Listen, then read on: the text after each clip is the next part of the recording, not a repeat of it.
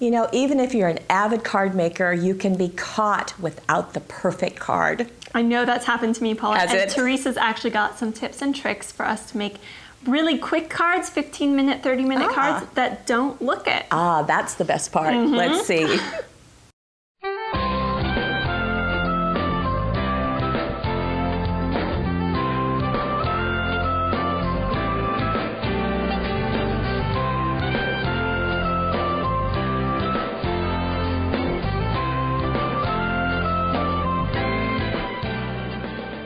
Now, Teresa has some tips for us, and she begins with start with a purchase card rather than doing cardstock, cutting it down and folding it. So that's her tip. That's a great tip. Let's get into this card, and you're going to see some of the other ways she has to save us time. Looks like she's used a background paper here that has a big, bold pattern that kind of takes up the space. That's exactly her point. And I have to say, we tend to use pattern papers, and guess why? Well, why? Why? Because we're paper addicts, I confess, because they're just wonderful. And they also give our papers the wonderful look at a very fast time frame. Definitely. Okay? This card is very simple. It's only got 2 different papers on it, but it looks full and complete. It does. And inside, we've got a matching little sentiment, which beautiful. Is using the same paper, so very easy to do. And this is in Teresa's 15-minute grouping. So step 1, her tip is pre-purchased papers, pre-purchased cards that are blank, and then going with patterns that really take up the space. So great. 2. Here is a third one, which is get some ready-mades. Yeah, and my eye is just immediately drawn to this focal. Isn't that cute? Now, this could be anything. It could be a supersized bread. A monogram. Absolutely. It could be a large flower. Anything that's already there. Now, this comes out of the baby 8x8 papers. She has punched along this edge using a punch and then just strung her ribbon before that paper went on. Cool. That's a neat stitched look. Yeah. The alphabet tiles, the baby is right there. That comes out of the book. And then we've got another little tag again from the book. I like this felt that she's used. You like that? Here. A little rickrack. So she's made this very easy to do, and yet what I like is that it doesn't look like you skimped. No, it doesn't. It's full. Here's another elegant this is card. Gorgeous. Do you like this? I love this card. Now, this is using the vintage papers. This is out of the vintage Sarah papers. 2 papers, just like you said before. And then she's layered this felt right over them, so you don't even notice that these 2 papers have this line down the middle. They're just blended together. Now, let's get in tight here. This is a Brad Buddy, and they're so lightweight. They're perfect for cards. This has been lightly tapped with an ink pad. I love that effect. And rubbed off so that antiquing has been done. So she's written with love. And then that's been done on this little piece of paper and then glued in place. And you know, another thing before we go inside that she's done, I love that she's cut this card down a bit inside. It's not a full-size card. You're right. And she did that with the first one, didn't she? Yeah, I think she did. So I think that's one of her other tips, is to scale down the card to match the papers, should you like to do that. Inside, she's got one of our card quotes, very simply just matted just to stand out against the back there. Beautiful. Okay, another 15-minute card is a great example of using purchased items. Wow, that's so simple. Isn't that? And this is a button brad, which has been put between, inserted in the flowers first and then zodded in place. Look how that little stripe just works so well. I love that. She's pulling in the blue from the back, the turquoise of the background flower, and the pink. And it's just, it works wonderfully. And then we've got some stamping. That's another way to do something very fast.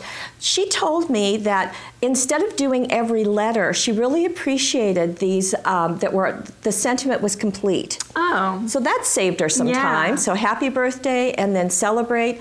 This is one of the pieces in the and she's using some stickers here on the front and on the inside. Now these were our 15-minute. You've got some 30-minute? We've got some 30-minute cards. Let's see what Teresa has for us. So if you keep it simple and just use one technique, you're going to have your 15-minute cards, but you can spice it up a little, add in 2 or 3 techniques. Now let's get in close and let's look at this edge, because there's a fun edge going on.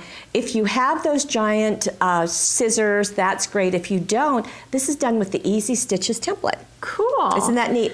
So it looks like she's done this edge, but instead of just leaving it at that, she's gone back in and sanded that edge for an extra effect. She did that before it was applied, and then she's got a doily, so that's part of her purchase. And what's going on in the middle here? This is a rub-on into a great big bird. Really cool. Do you like that? Now again, her hello comes as a complete hello, so that makes that fast. So she's got a couple of layering, that's her 30 minutes. Inside, she's used the giant card that's in the book. And another rub-on. I love these. Yes. Okay. Do you have more? I've got more.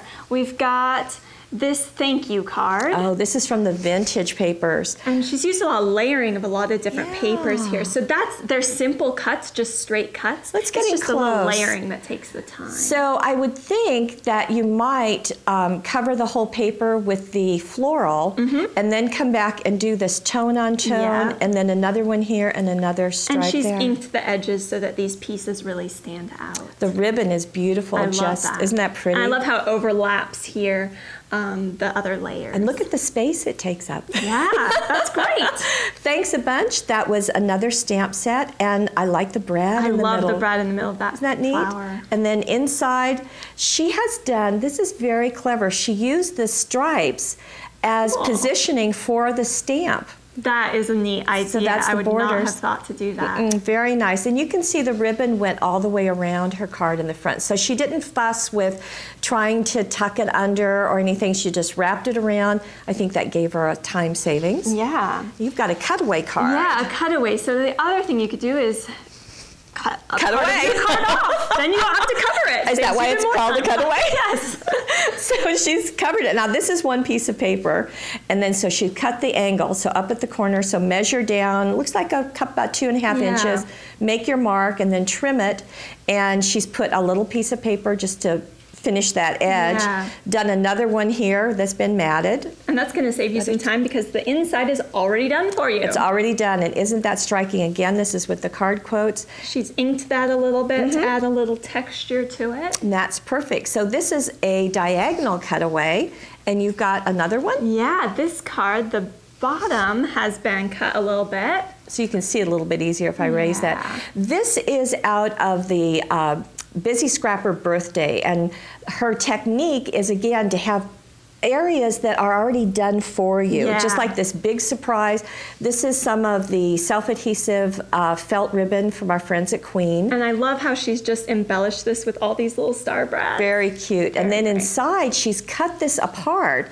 So you already have it. Idea, yeah. And just added that this tag and this little label are part of the Busy Scrapper Birthday. And of course, birthday cards, you always need a ton of those. We could do a different kind of cut on our front. This one's got a half circle down here. Now, the circle template's going to make that easy if you don't happen to have a plate that's the perfect size that you need. Isn't this interesting? This is really neat. Do you like that super size I do, brad? and it's just, it sits right there in the curve. It's a nice frame for that. Now, this is out of the Friendship 8x8 papers. So we've got the Friendship tag, the other little tag, and then inside, we just have some area where we can write our message. That's lovely, and I love this scalloped edge. It's very attractive, isn't it? Now, one more. One more. This one is a little different. We've got a gatefold on this card. Now, what Teresa had said is that she loves the gatefold because it's attention-getting, number one, but it's a great way to use the papers with an edge, with a border. So we've got this large image for the front, and again, that's just part of the Busy Scrapper Birthday. And then when we open it, you want to cover the inside because that's where the first fold was. When your card so comes. we need to cover that up. Right. And so we cover that up, and that's with the stripes that match. That's the same stripe on the front. And then this tag is also part of that book, as is this. And I love how she's embellished it with just a little ribbon through here. It makes a big difference just to add one little embellishment. So all of the tips that she has are being saved for you. You can see that in clicking on all the instructions for all of these cards. But Teresa, I think you've done it again.